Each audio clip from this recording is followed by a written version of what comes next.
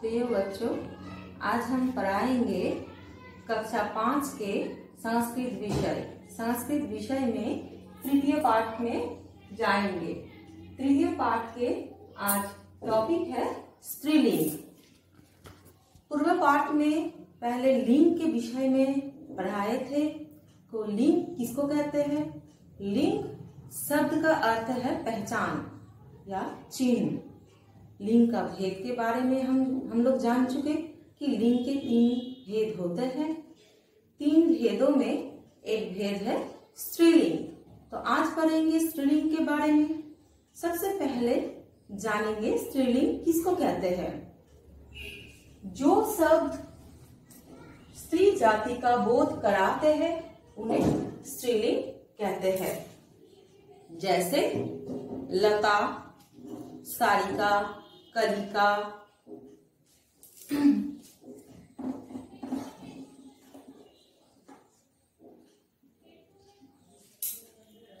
अभी प्रश्न ये है कि हम लोग कैसे पहचानेंगे एक शब्द को कि ये स्त्रीलिंग है।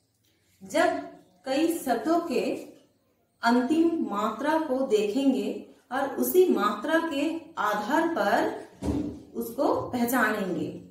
जैसे स्त्रीलिंग का एक उदाहरण मैं दे चुकी हूँ कि लता। लता शब्द को विश्लेषण करके देखेंगे कि अंतिम मात्रा आएगा आ। जैसे ल, अ, त, आ। लता। इन शब्दों के अंतिम में है आ। इस आकरण को देख के हम लोग बोलेंगे कि ये शब्द है आकरण स्त्रीलिंग शब्द है। और भी कुछ मात्राएं हैं जिसको देख के हम लोग पहचानेंगे कि ये शब्द स्त्रीलिंग है। जैसे धेनु।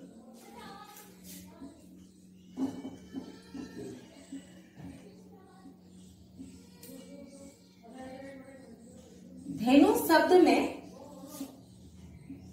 ध हलंत ए जोर, न हलंत जर उ। तो इसके अंतिम मात्रा है उ। इस उ मात्रा को देख के हम लोग इसको पहचानेंगे कि ये है उकारांत स्त्रीलिंग शब्द।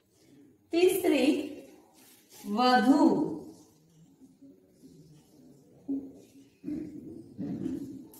व हलंत अ जोर ध हलंत दीर्घ उ। इन शब्दों के अंतिम स्वर है उ। अतः इसको हम लोग उकारण स्त्रीलिंग शब्द कह सकते हैं। इसी प्रकार के और भी कुछ शब्द है जैसे रज्जु, शस्त्रु आदि हो सकता है। नदी। नदी शब्द में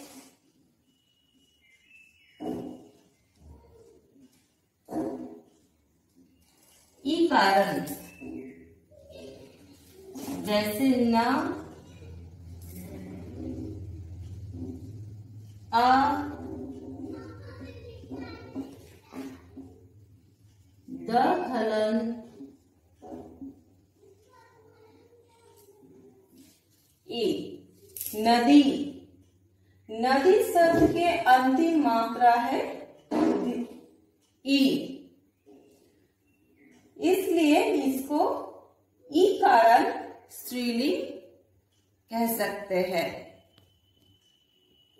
इसी प्रकार के और भी कुछ शब्द है जैसे पृथ्वी, माधवी आदि। और भी भी और एक मात्रा है ऋकारंत।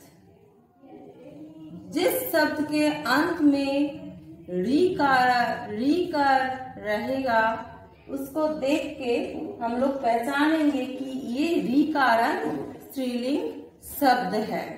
जैसे मातृ,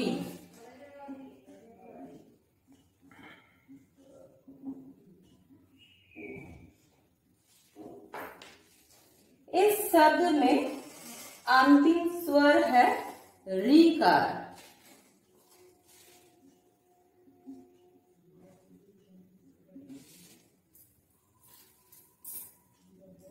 महलन आ ज तहलन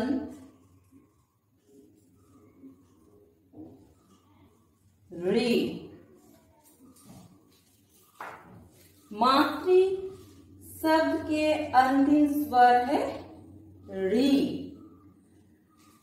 तो इस मात्रा को देख के इसको कहेंगे ऋकारंत स्त्रीलिंग शब्द है। इसी प्रकार के और भी कुछ शब्द है, जैसे दुहित्री, यात्री आदि।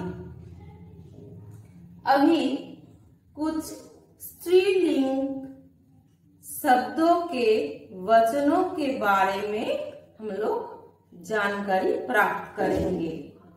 जैसे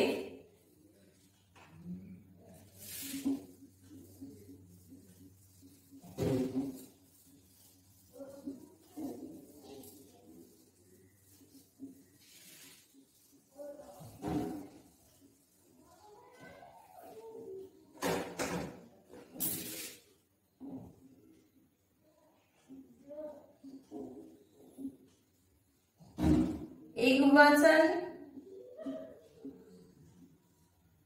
द्विवचन,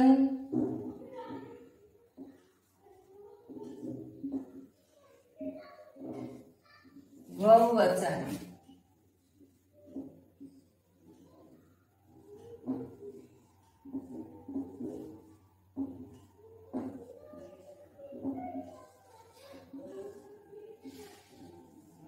पूर्व पाठ में हम लोग वचन के बारे में भी पढ़ चुके।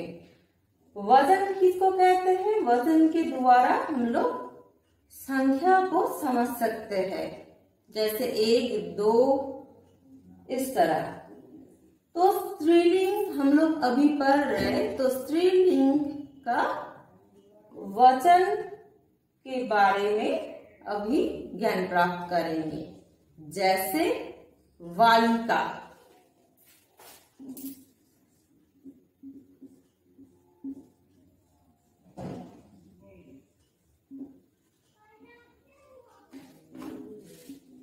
बालिके,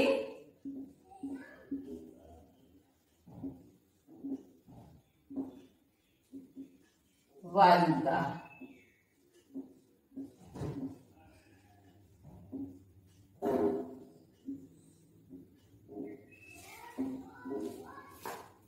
एक लड़की,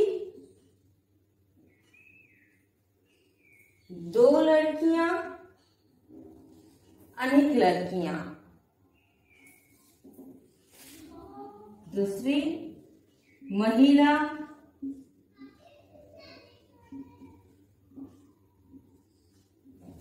महिले,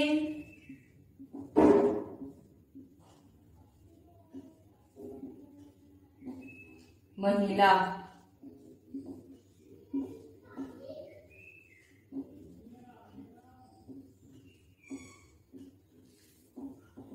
एक महिला, महिले अर्थात 2 महिलाएं, महिला अनेक महिलाएं। अध्यापिका,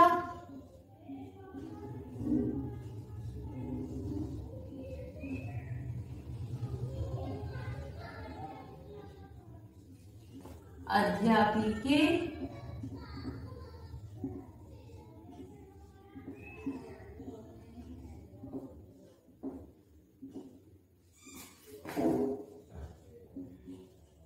अध्यापिका।